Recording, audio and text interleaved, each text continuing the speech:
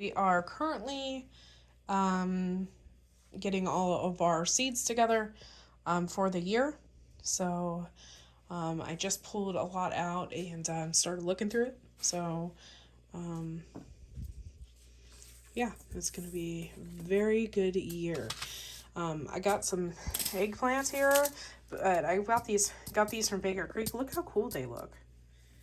These eggplants, I'm really excited about that. We have a lot of tomatoes. I don't know if we're planting all these, but we're definitely planting the ones from Johnny's.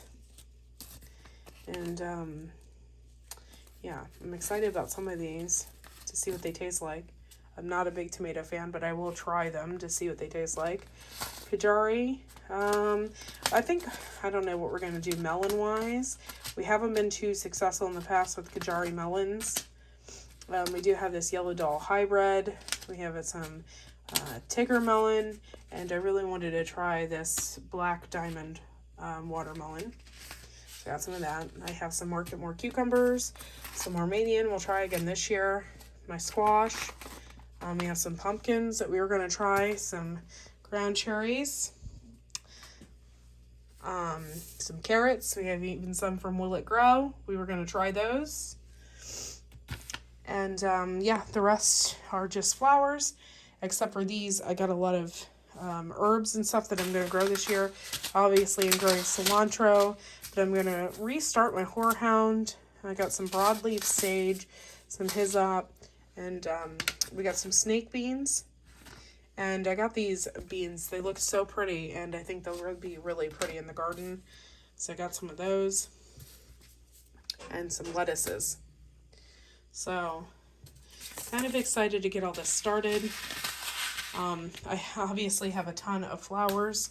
I'm going to have a whole tray of basil. And yeah, all these are sunflowers, all different kinds. And I got some marigolds, and I bought these black snapdragons called Black Prince. They're really, really pretty. So I'm going to plant those along with some pink stuff. So I have some pink zinnias and stuff that I plan on planting. This is my first year, but I bought some columbine, which I've never had bought before or even planted before. But it looks really pretty, so I'm going to plant those in between as well. We're even going to do some orange zing okra this year. It's been a minute. I think 2020 is the last time we planted it. So, got a lot going on. Obviously, we have some marigolds that I also plan on planting as well. So, I'm super excited to get these going. We also have all of our stuff in here for direct sow. So, I have my Egyptian walking onions here, and then my peas, which will be planted hopefully in the next couple of days. We would always buy, and we started this a couple years ago, would always buy our potting soil in the fall. So we would have it when we're ready to start our plants. There's been a few years we'd go out looking and stuff, and then we end up buying the worst potting soil I think we've ever used. And so we have now decided to just buy it in the fall and keep it around and then wait till spring to use it. And not that I am selling this or anything like that, but we always use this Pro Mix. It's pretty good, and it's pretty light and fluffy, and there's not a lot of chunks in it to keep you from planting your seeds and stuff like that. So it comes in a compressed brick, and you like it'll be in chunks like this, but it's literally just crush it up. It's real nice. Right now, I'm just pre-moistening the soil. Yes, because we also, that's another tip, I guess you would say, is when we're planting, before we'd put dry soil in these little, we have like these little cells, and we'd put dry soil in there. Well, then it'd take 45 minutes for the water to soak up through. And yeah, sometimes for some reason certain soils want to hydrolock, and they don't want to absorb water. But if you do it this way first, once the soil absorbs water, it stays fine. But it's getting that initial moisture in it. So if I do it this way, and then we don't have to worry about that. The soil is pre-moistened for the first watering. So I think this is a pretty smart idea. So we water the soil before we put it in the cells. It makes a heck of a lot of sense to do it that way. And so, yeah, and, you know, buying your soil in the fall and keeping it in the garage or barn or whatever until you can use it again is probably the best bet, because usually around this time, for some reason, there's like no soil to be found. And I know a few times in the past we just had a really heck of a hard time trying to find it. So yeah, we have a bag of it's right over there, you can show it, but I would recommend never using that. where is it? Right there on the floor. Yes, this right here. This is probably the worst garden soil or potting soil, seed starting stuff that we have ever used. It's like mulch. It would just float.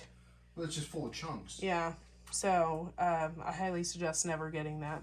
I don't even know who makes it. You know what makes the mushroom things? It's Yeah.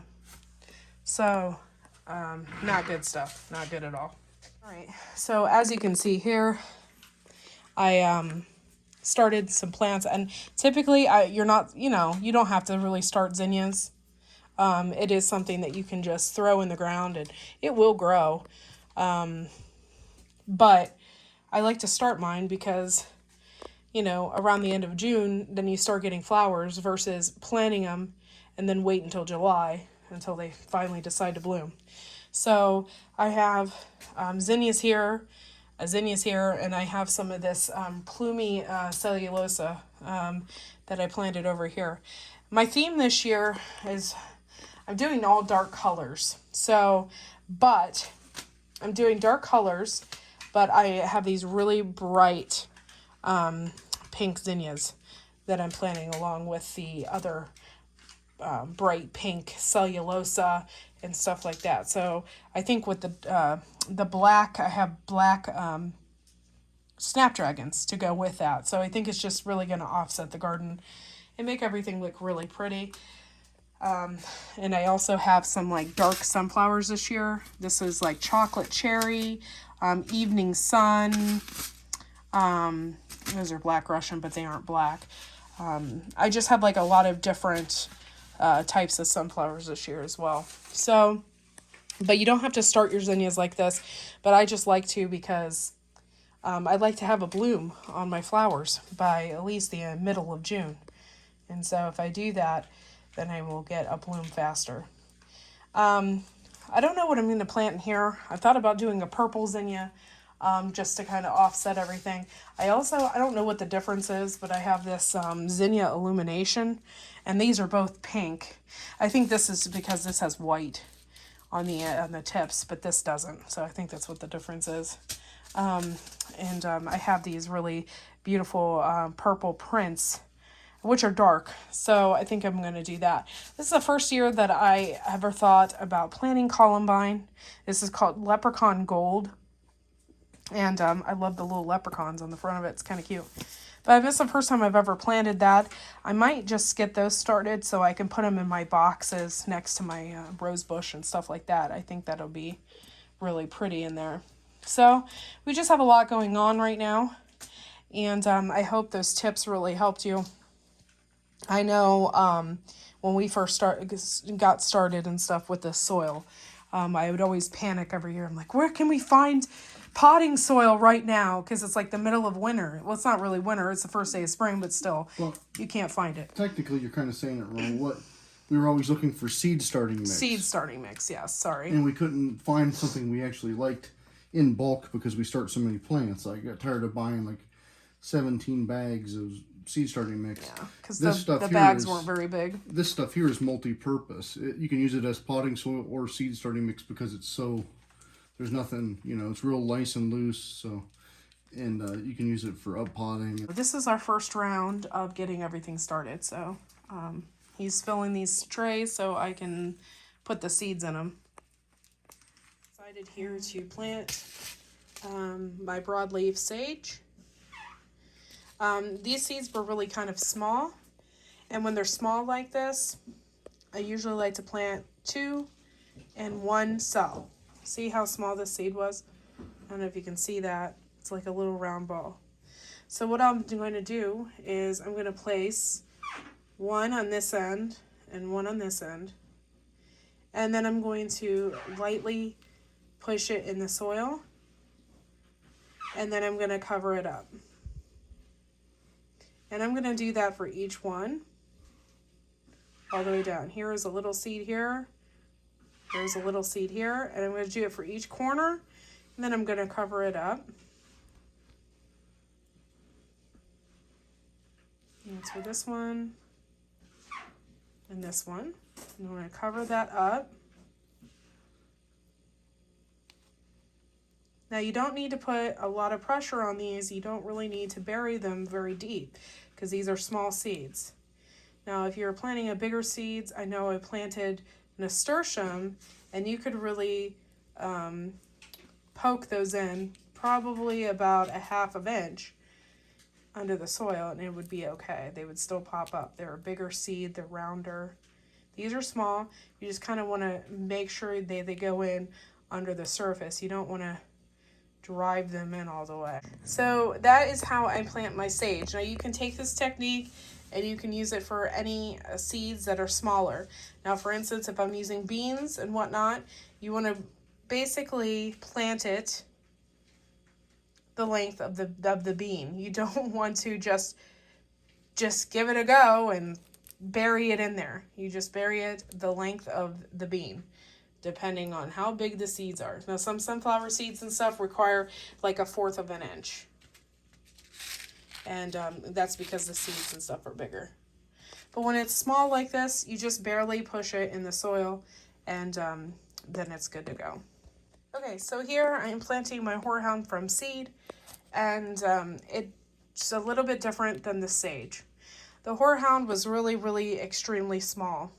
So what I did is I'm just lightly putting it on the surface, and I already did that. And then what I'm going to do is I'm just going to push it in like this. You don't want to bury it. It's just like a light surface so. And you're just going to lightly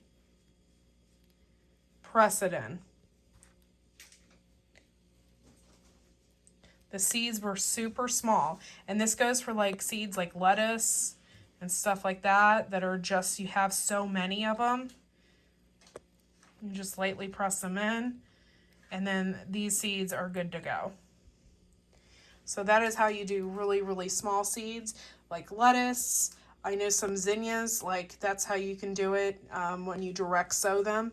You just throw them on and you push them in. You don't have to create a hole or anything like that. You could just lightly sprinkle them and they're good to go.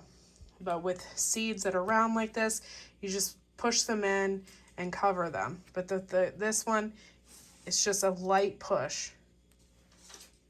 And they are good to go. Okay, so I was told that some of my stuff started growing and I literally just planted it. So I wanted to come down here and take a look. And yeah.